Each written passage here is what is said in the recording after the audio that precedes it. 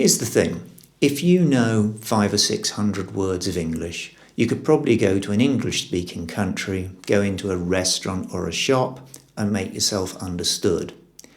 If, on the other hand, you knew 10,000 words of English, you'd probably be a C1 level speaker of the language, an advanced student. If you knew 20,000 words or more, you'd most likely be a native speaker or bilingual. There's no getting away from the fact that your overall level of English is going to be related to the size of your vocabulary. So the idea of this series is to help you expand your vocabulary one word at a time. Now, I'm going to look at words that we don't use every day in English, but which every native speaker is aware of and will use at some time. And by this method, I'm going to help you expand your vocabulary. So because it's logical, we're going to start at A. A is for atypical. A is for atypical. Now you might be thinking that's not a hugely interesting word, and I'd agree with you, it's not a hugely interesting word, but it's a very useful word because it can tell us a lot about other words in the English language. So let's start with a definition.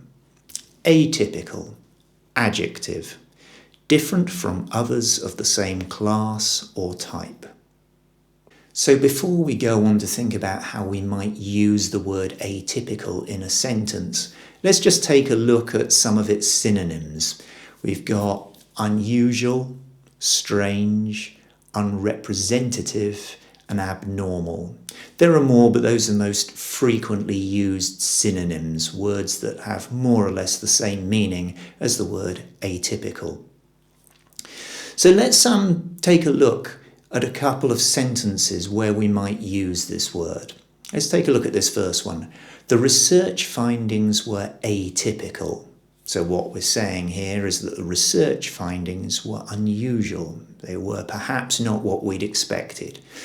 Or, in venturing so far north, the shark's behaviour was atypical. So the shark was not normally thought to have swum so far north, so the fact that it was found in such northern waters was atypical. Now, a thing to note about both of these sentences is that they are taking place in quite formal contexts, the research findings, and then we're talking about some sort of report about a shark. This is not normal everyday language. Because it's quite a formal word, we want to avoid using the word atypical in everyday conversations. So we're not going to say stuff like this. That's an atypical shirt you're wearing, Dave.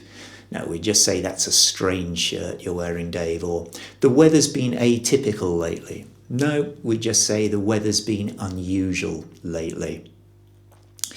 But now we know what it means, let's just take a little look at the pronunciation of the word, because the stress on the initial syllable is really important. It's atypical.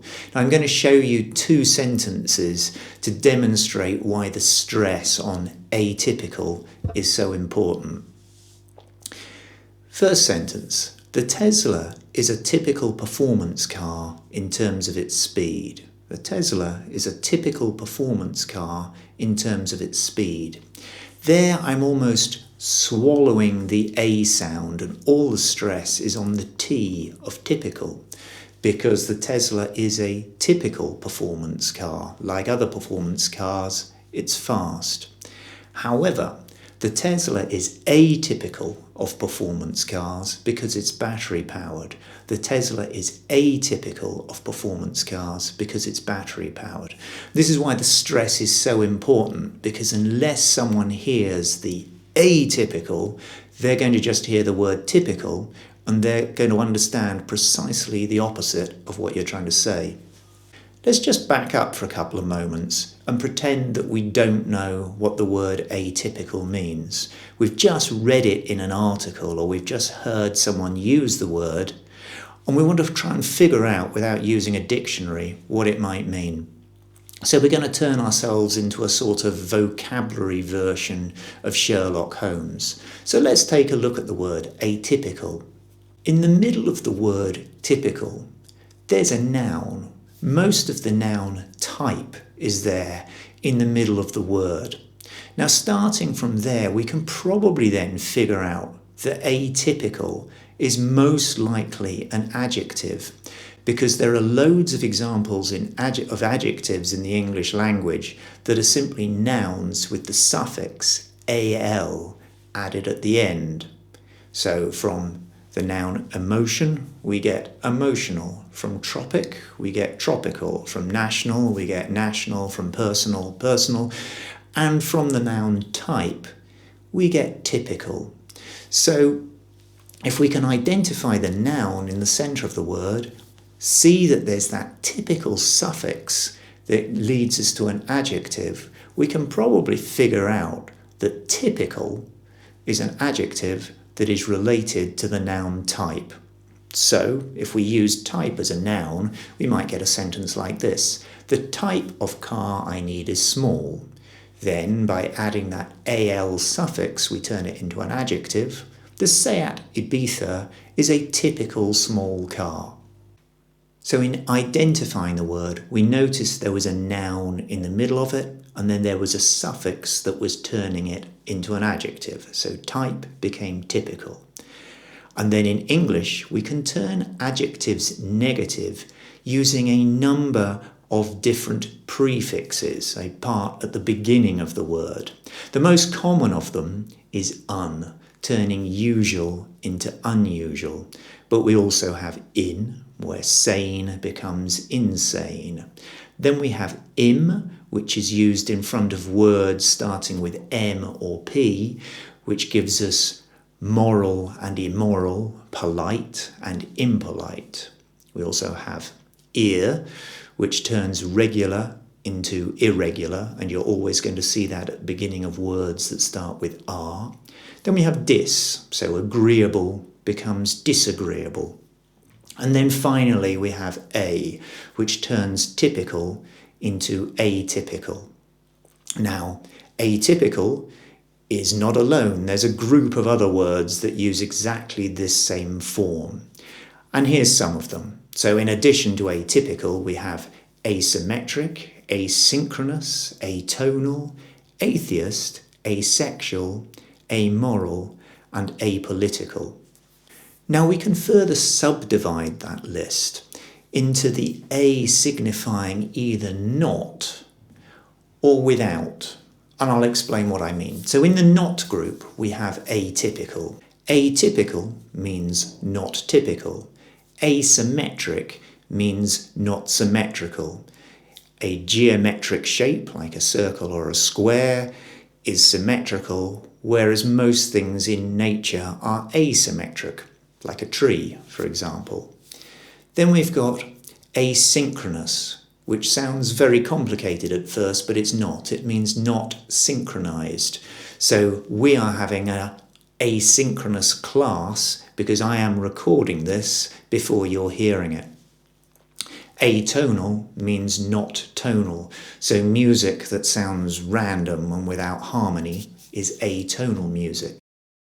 In the other group, the a prefix signifies without.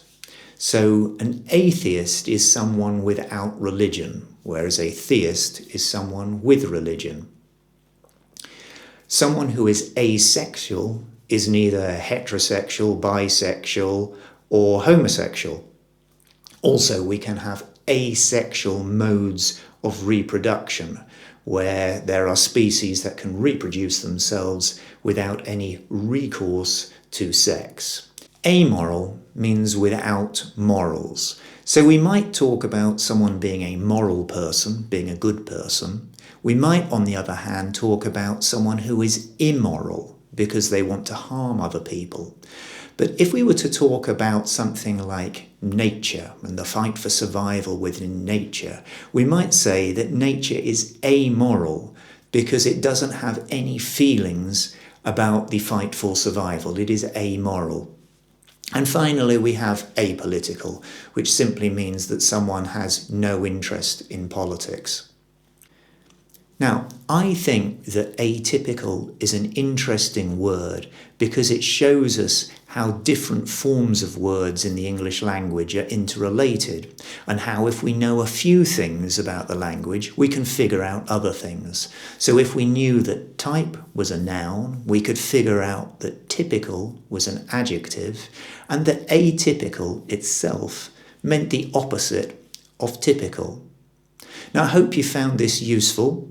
Obviously, the next word is going to start with a B, and if you want to find out what it is, please hit the subscribe button. Till next time.